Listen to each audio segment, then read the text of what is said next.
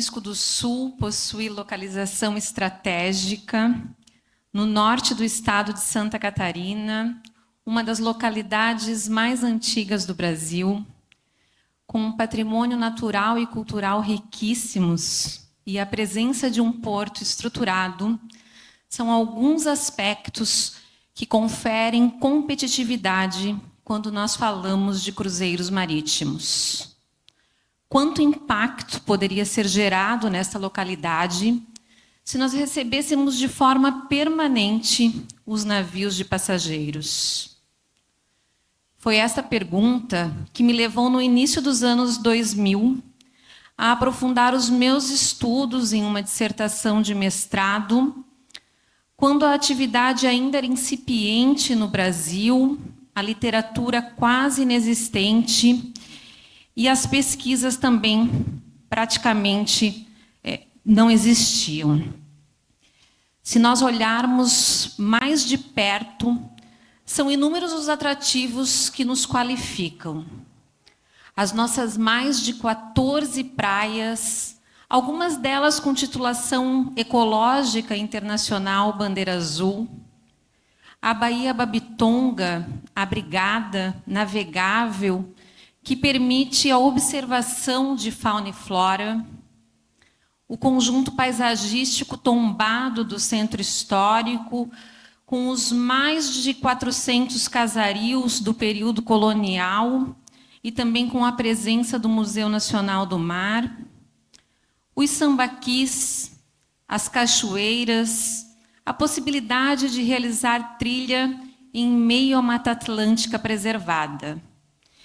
E se considerarmos esses, que são os atrativos turísticos e os aspectos que geralmente determinam a escolha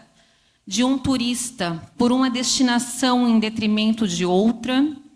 as facilidades técnicas colocam a ilha numa condição ainda melhor.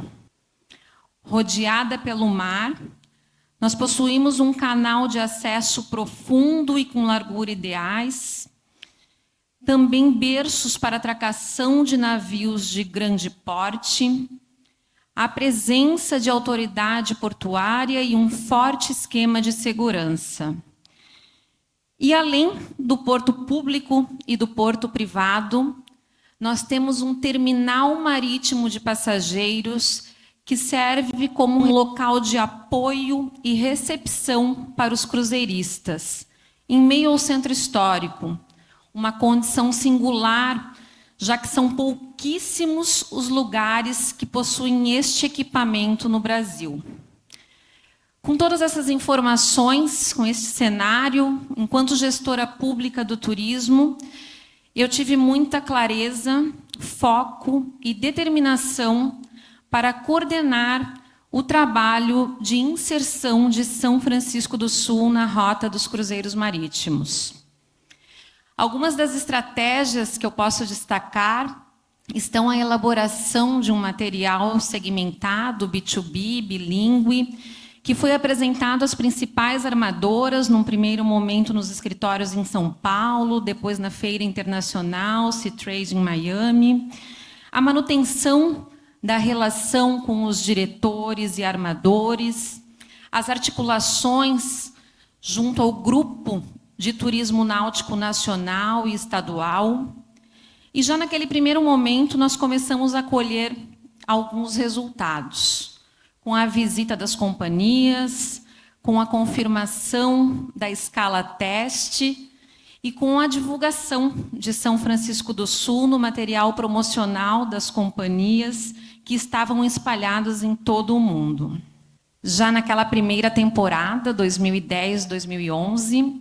nós recebemos 32 escalas de 2 diferentes companhias,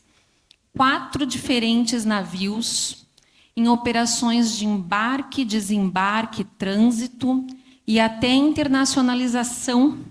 pela presença da Polícia e Receita Federal. Foram cerca de 50 mil novos turistas que chegaram em São Francisco do Sul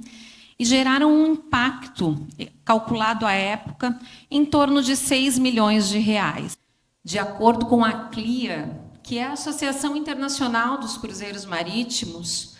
o segmento impacta de forma positiva e traz muitos benefícios para a localidade onde se desenvolve, não só pela divulgação nacional e internacional, mas pelos gastos que os cruzeiristas e a tripulação realizam no destino, com os passeios, com o transporte, com a alimentação, com a compra do artesanato e souvenirs, e também os próprios armadores, que precisam pagar os salários dos tripulantes, os insumos a bordo, o combustível, a água, as taxas portuárias. E tudo isso gera um grande efeito multiplicador, que já é muito característico da atividade turística, com os novos salários, empregos e impostos que são gerados. Ainda de acordo com a associação, o setor apresenta uma forte tendência de crescimento, que pode ser evidenciado pela chegada de novas embarcações. No ano de 2023, foram 14 novos navios em todo o mundo, e a previsão para 2028 são de 44 novas embarcações. Em 2021, foram 5 milhões de cruzeiristas por todo o mundo, e em 2022 esse número subiu para 20 milhões.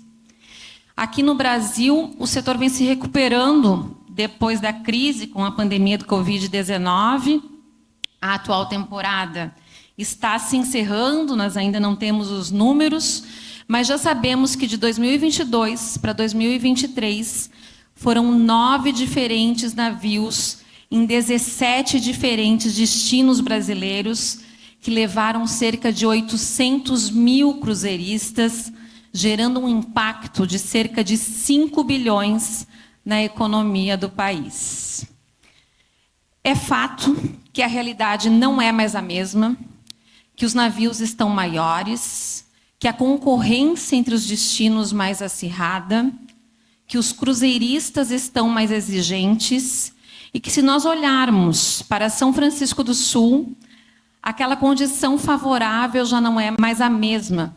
uma vez que o nosso porto trabalha com as capacidades máximas pela movimentação de cargas, tão importante para a economia da cidade. Além disso, São Francisco viveu um momento importante no ano de 2019, com a inauguração da primeira etapa da obra do pier para atracação de navios de passageiros, que foi batizado com a chegada do navio Seven Seas Explorer, o mais luxuoso do mundo, o que aponta para uma certa tendência de nicho de mercado. Atualmente, o destino vem recebendo de forma esporádica algumas escalas de navios de longo cursos internacionais com cruzeiristas estrangeiros, que é o resultado de um trabalho que foi realizado de longo prazo,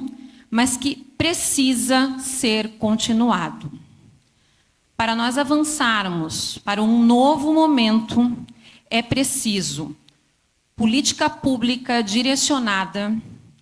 é preciso a permanente qualificação da oferta, a divulgação do destino São Francisco do Sul, o trabalho contínuo de captação de novos navios e, principalmente,